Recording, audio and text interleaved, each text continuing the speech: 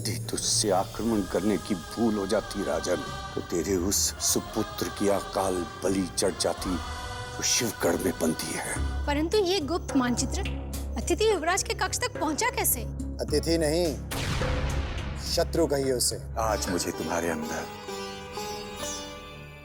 वो सावित्री दिखाई दे रही है जिसने अपनी भक्ति से अपने पति सत्यवान को यमराज के हाथों से भी छीन लिया था। नाज़िम, हमने कभी सपने में भी नहीं सोचा था कि एक दिन ऐसा आएगा कि हम अहमद की मजार पर ऐसे फूल चढ़ाने जा रहे होंगे। आज वो हमारे बीच में नहीं है, परंतु तुम्हें क्या ऐसा नहीं लगता जैसे वो यहीं कहीं आसपास हो? आप मजा फरमा रहे हो हुजूर। आजकल तो मेरे भी सपने में आने लगा है। हाँ, जैसे सोने के लिए आंख बंद करता हूँ, आके मेरे सामने खड़ा हो जाता है। क्यों? अरे मुझसे अपनी बकाया तनख्वाह का तगादा करने लगता है। तकाज़ा करता है, परंतु नाज़िम, हम ये नहीं समझ पा रहे हैं कि उसका वेतन तो हमें देना है, फिर वो तुम्हारे स्वप्न में आके तुमसे क्यों मांगता है? पता नहीं। अब अगर फिर वो तुम्हारे स्वप्न में आता है तो उससे कहना महायोद्धा क्रूर सिंह ने हुक्म दिया है कि अब वो तुम्हारे नहीं बल्कि हमारे स्वप्न में आया करे। हुजूर! हुजूर! हुजूर! नाज़िम, हुजूर, ऐसा नहीं लगता जैसे ये अहमद की आवाज हो? लगा तो मुझे भी। हम कहीं जागते हुए स्वप्न तो नहीं देख रहे हैं? हुजूर! हुजूर! हुजूर! हुजूर! आदाब से हुजूर, आदाब से। आदाब, आदाब। हमें क्षमा कर दो अहमद, तुम्हारे जीते जी हम तुम्हें तुम्हारा वेतन नहीं दे पाए, परंतु विश्वास करो, तुम्हारी मृत्यु होते ही तुम्हारा सारा बकाया वेतन हमने तुम्हारी भाभी जान के पास रखवा दिया है। सच? कहीं आप झूठ तो नहीं बोल रहे हुजूर? अहमद, ये सत्य है कि जब तुम जीवित थे तो हम तुमसे बहुत झूठ बोलते थे, परंतु तुम्हारी मृत्यु के पश्चात हम एकदम सुधर गए। ये देखो, हम तुम्हारी आत्मा की शांति के लिए हम तुम्हारी मजार पर फूल चढ़ाने भी जा रहे थे। क्यों नाज़िम? हुजूर बिल्कुल ठीक फरमा रहे हैं। अब भटकना छोड़ के भाभी जान के, हमारी भाभी आपकी जान, हाँ, उनके पास जाके अपनी बकाया तनख्वाह लेके कब्रगाह में जाके सो जाओ। कब्र में मैं नहीं, चुनारगढ़ का अय्यार सोया है मेरे दोस्त, जो मेरे चक्कर में धोखे से मारा गया। मैं तो सही सलामत जिंदा हूँ। तो इसका तात्पर्य ये कि तुम मरे नहीं, जीवित हो अहमद? लो कर लो बात। हुजूर, आपसे बकाया तनख्वाह लिए बिना कैसे मर सकता हूँ? बात करते हैं। हुजूर, जो मरा था वो मेरा बहरूपिया था हुजूर, बहरूपिया। अहमद, तुम सचमुच जिंदा हो? हाँ हुजूर। पक्का? हाँ। हुजूर, चुटकी काट के देखो ना। अरे जिंदा है, जिंदा है, जिंदा है, जिंदा है। अब तुम्हारी भाभी जान के पास जो बकाया रकम हमने रखवाई थी उसे भूल जाओ। तुम्हारा बकाया यही था जो हम तुम्हारी मजार पे चढ़ाने जा रहे थे। ये लो, ये लो। अहमद, मेरे दोस्त,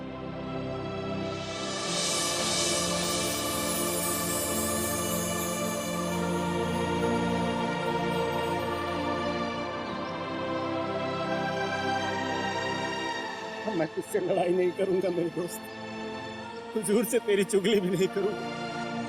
सच?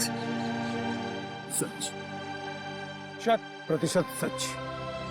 अरे अहमद, तेरे बिना तो जैसे मेरा एक हाथ ही कट गया था रे। चलो अच्छा हुआ हुजूर, अब मुझे छोड़ के नहीं जाना। हाँ, अच्छा हुआ हुजूर, चुनारगढ़ के अय्यार की मौत से मेरी किस्मत ही बदल गई। सुना है हुजूर, अल्लाह जो भी करता है अच्छा ही करता है। अच्छा ही करता है, अच्छा ही करता है, वो हमेशा अच्छा करता है। आमीन।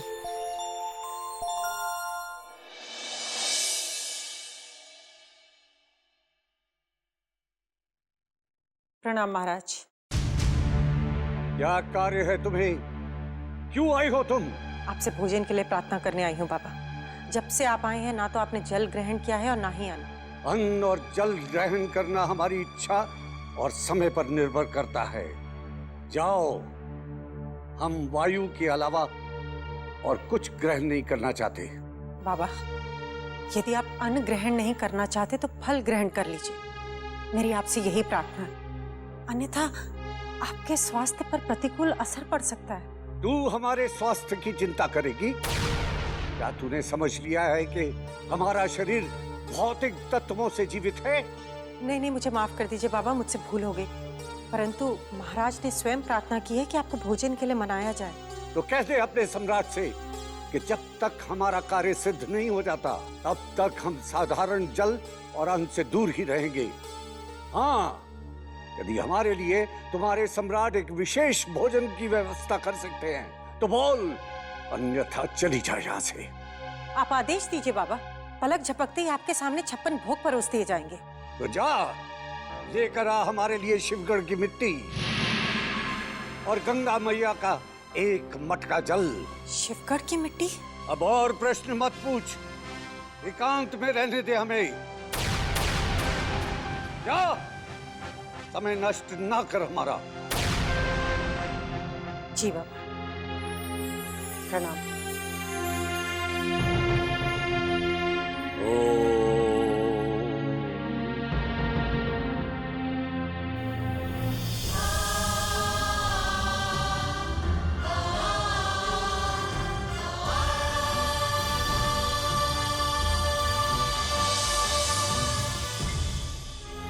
ये क्या लेकर जा रहे? बाबा रुद्रनाथ के लिए सूखे मेवे और राजमहल के बगीचे से तोड़े गए शुद्ध फल हैं पद्मनी जी। अब इसकी कोई जरूरत नहीं है जगन सिंह, इन्हें वापस ले जाओ, क्योंकि बाबा रुद्रनाथ अब हमारे समस्त कष्ट दूर करने के पश्चात ही अन्न ग्रहण करेंगे। परंतु पद्मनी जी, बाबा रुद्रनाथ इतने दिनों तक बिना भोजन किए हुए कैसे रह सकते हैं? ये उनके सिवा और कौन जान सकता है, परंतु उन्होंने अन्न के साथ साथ जल का भी त्याग कर दिया। अवश्य ही इसके पीछे भी कोई गहरा रहस्य छुपा है पद्मनी जी, क्योंकि बाबा रुद्रनाथ अनेक शक्तियों के स्वामी हैं। सुना है वो अपनी योग साधना के बल पर वायु के सहारे लंबे समय तक अपने शरीर को जीवित रखने के लिए ऊर्जा देने में सक्षम है। तुम ठीक कह रहे हो जगन सिंह, परंतु बाबा ने गंगा जल के साथ साथ शिवगढ़ की मिट्टी लाने का भी आदेश दिया है, जिसका कारण मुझे अभी तक समझ नहीं आया है। शिवगढ़ की मिट्टी और गंगा जल? अब तुम दोनों को अपने समस्त कार्य छोड़कर शिवगढ़ की मिट्टी और गंगा जल लाने के लिए जाना होगा। परंतु बाबा रुद्रनाथ शिवगढ़ की मिट्टी और गंगा जल का करेंगे क्या? मैं कैसे बता सकती, परंतु हमें बाबा के आदेश का अति शीघ्र पालन करना होगा, वरना बाबा रुष्ट हो गए तो अनर्थ हो जाएगा। भूपेंद्र, तुम तुरंत गंगा जल लाने का प्रबंध करो और जगन सिंह शिवगढ़ की मिट्टी लाने का कार्य करेंगे, क्योंकि बाबा रुद्रनाथ इस विचित्र संगम से अवश्य कोई ना कोई नया महाप्रयोग करने वाले हैं। ओम शांति शांति शांति शांति।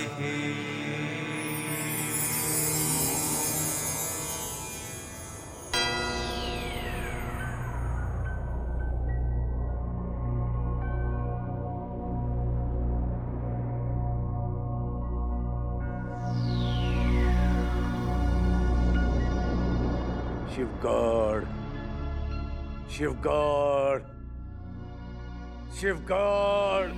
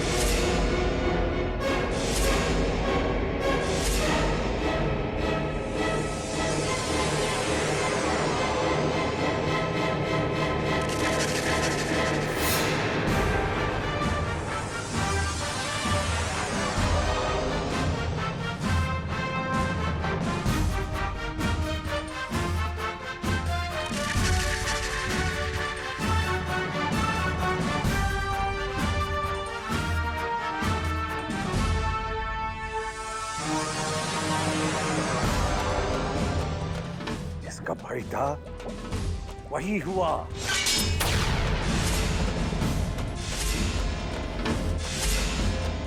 आश्चर्य, घोर आश्चर्य।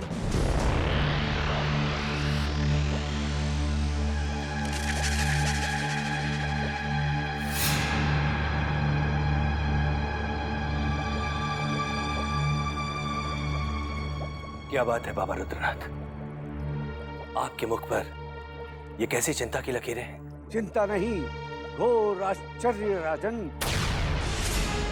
कि तुम्हारा पुत्र शिवदत्त की पुत्री के प्रेम में डूब गया है।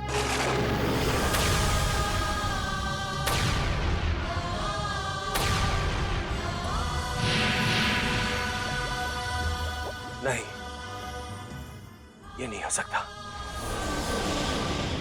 युवराज इंद्रजीत समझदार है, वो शत्रु और मित्र के बीच के भेद समझते हैं। बाबा, अवश्य ही आपको कोई भ्रम हुआ है। भ्रम? क्या तुझे हमारी शक्ति पे संदेह है राजन? हम इसी समय अपने आश्रम वापस लौट रहे हैं। क्षमा कीजिए बाबा रुद्रनाथ, आपकी शक्तियों पर तो देवता भी संदेह नहीं कर सकते, फिर हमारी क्या बिसात है? परंतु हमें इस बात पर आश्चर्य अवश्य हो रहा है कि हमारे युवराज भटक कैसे गए। जिस शत्रु ने उन्हें बंदी बनाया, उन पर यातनाएं दी, वो उसी की पुत्री से प्रेम करने की भूल कर बैठे। ये भूल केवल राजकुमार इंद्रजीत सिंह से ही नहीं, अपितु राजकुमारी किशोरी से भी हो गई है।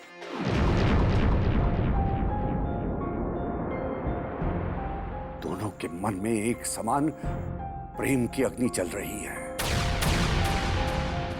जिसे बुझाना अब ना तेरे बस में है, ना तेरे शत्रु शिवदत्त के। अब क्या होगा बाबा रुद्रनाथ? क्या इस अनर्थ को रोकने का कोई उपाय नहीं है? नहीं, बड़े बड़े युद्ध और तूफानों को तो रोकने के अनेकों उपाय हैं,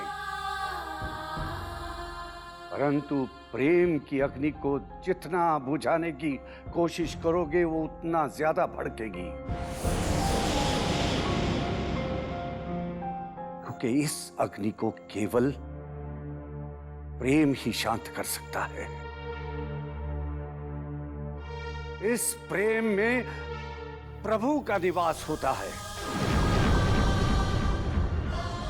अब युवराज और राजकुमारी का मन एक हो गया है। दुनिया की कोई भी शक्ति इन्हें एक दूसरे से दूर नहीं कर सकती। अब आपको यहाँ से दूर चले जाना है युवराज, क्योंकि सब महल में आपके शत्रु हो गए हैं। ऐसा कोई भी नहीं है जो आपको जीवित देखना चाहते हैं। परंतु सोमनाथ के सिवाय वो कौन है जो हमें जीवित नहीं देखना चाहता? सोमनाथ ही नहीं, बल्कि भवानी सिंह, क्रूर सिंह, चंगेज खान और न जाने अनेक षड्यंत्रकारी आपके प्राणों के पीछे पड़े हैं। यदि अधिक देर होगी तो बहुत अनर्थ हो जाएगा। हम स्वयं को कभी क्षमा नहीं कर पाएंगे। आप अधिक सोच सोचकर अपने आप को कष्ट में मत डालिए राजकुमारी। हम समस्त शत्रुओं से मुकाबला करेंगे, उन सबका नाश कर देंगे। नहीं, अब हम कुछ नहीं सुनना चाहते। पिताश्री के आने से पूर्व आपको यहाँ से चले जाना होगा। यदि उनका आगमन हो गया तो आपका यहाँ से निकलना नामुमकिन हो जाएगा। तो हो जाने दो, हम मृत्यु को स्वीकार कर सकते हैं, परंतु हम आपको छोड़कर कहीं नहीं जा सकते राजकुमारी। मन को इतना निर्बल मत बनाइए युवराज। यदि आप ही नहीं रहे तो हमारा प्यार कैसे जीवित रहेगा? यदि आप यहाँ से सुरक्षित निकल गए तो हमारा मिलन फिर से हो जाएगा।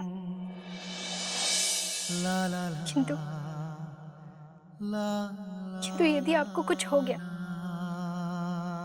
तो सब समाप्त हो जाएगा। हमारी प्रार्थना सुन लीजिए, आप यहाँ से तुरंत निकल जाइए। यदि आप हमसे सच्चा प्यार करते हैं तो हमारी प्रार्थना मत ठुकराइए। सच्चे प्यार को हमेशा अग्नि परीक्षा से गुजरना ही पड़ता है। अब आप अपने आंसू पोंछ लीजिए। हम उचित समय देखकर आज रात को ही इस महल से निकल जाएंगे।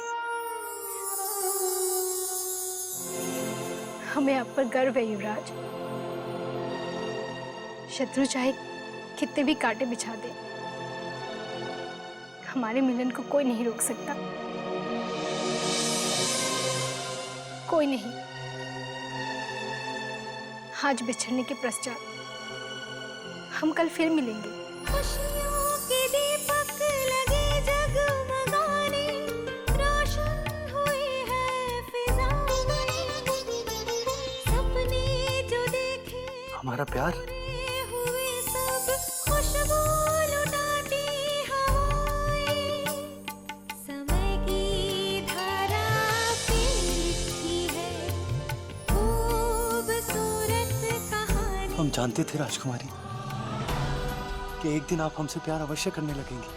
हम तो आपसे पहली नजर में ही प्यार कर बैठे। तो फिर दिल की बात को होठों तक आने पर इतना समय क्यों लग गया? न जाने क्यों, चाहकर भी नहीं कह पा रहे थे।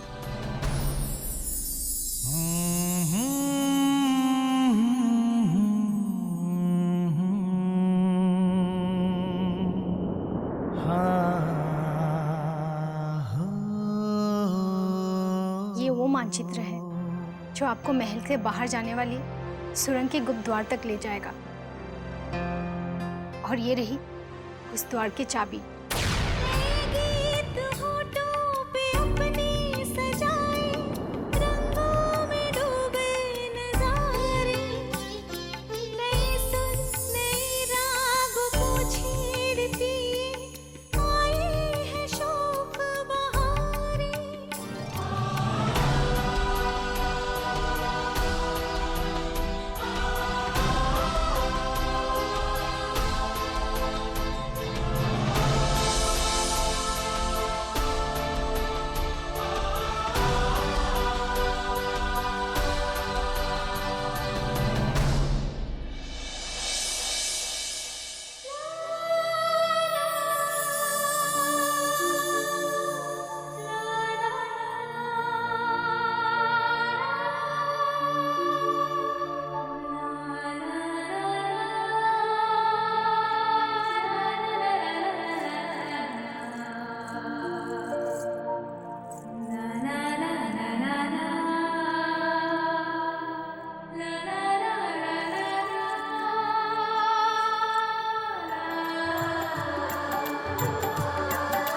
किशोरी के पैर